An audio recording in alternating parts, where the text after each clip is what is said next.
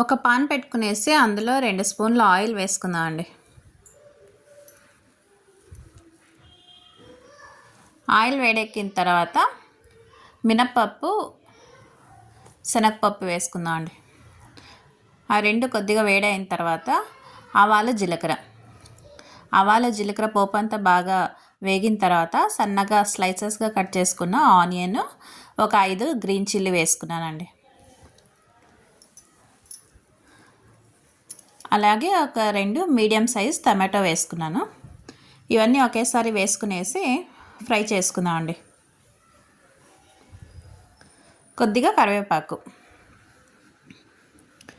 ఇవన్నీ వేసుకొని ఒకసారి ఆయిల్లో బాగా ఫ్రై చేసుకుందామండి.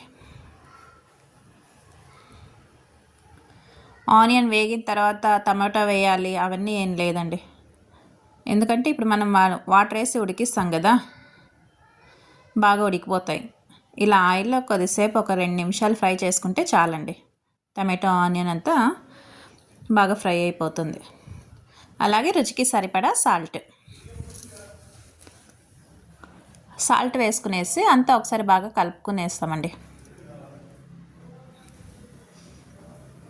చూడండి, ఇలా అంతా బాగా మిక్స్ చేసుకున్నాం కదా. ఇప్పుడు మూత పెట్టేసి ఒక 2 నిమిషాలు ఉడికిద్దామండి. చూద్దామండి, 2 నిమిషాలు అయిపోయింది. చూడండి, టమాటో ఆనియన్ అంతా బాగా మగ్గింది కదా. ఒకసారి అంతా బాగా కలుపుకుందాం.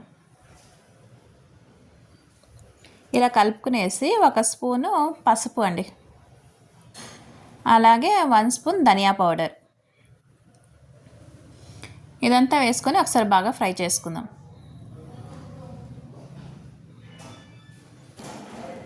ఇలా అంతా బాగా ఫ్రై చేసుకున్నాం కదా. ఇప్పుడు వాటర్ వేసుకుందామండి.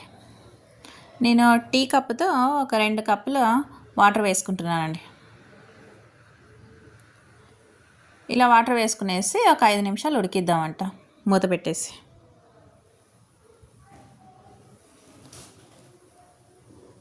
ఇప్పుడు ఒక 2 స్పూన్ల శనగపిండి తీసుకొని ఒక కప్పులో ఇలా వాటర్ వేసుకొని ఉండలు లేకోకుండా కలుపుకుందామండి. ఇప్పుడు 5 నిమిషాలు అయిపోయింది కదా. ఆనియన్ అంతా బాగా ఉడికింది. ఇప్పుడు ఒకసారి అంతా బాగా కలుపుకునేసి ఈ శనగపిండి మనం వాటర్లో కలుపుకున్నాం కదా, ఆ శనగపిండి వేసుకుందాం అండి 2 స్పూన్లు. ఇలా ఉండలు లేకుండా కలుపుకుంటే మనకి గ్రేవీ బాగా వస్తుంది. అలాగే సన్నగా కట్ చేసి పెట్టుకున్న కొత్తిమీర వేసుకునేసి ఒక 5 నిమిషాలు ఉడికిచ్చేసి ఇంకా స్టవ్ ఆపేద్దామండి. చూడండి, వేడివేడిగా ఆనియన్ సాగు అయితే రెడీ అయిపోయింది. ఇది పూరీకి, దోశకి, దేనికైనా బాగుంటుందండి. Thank you.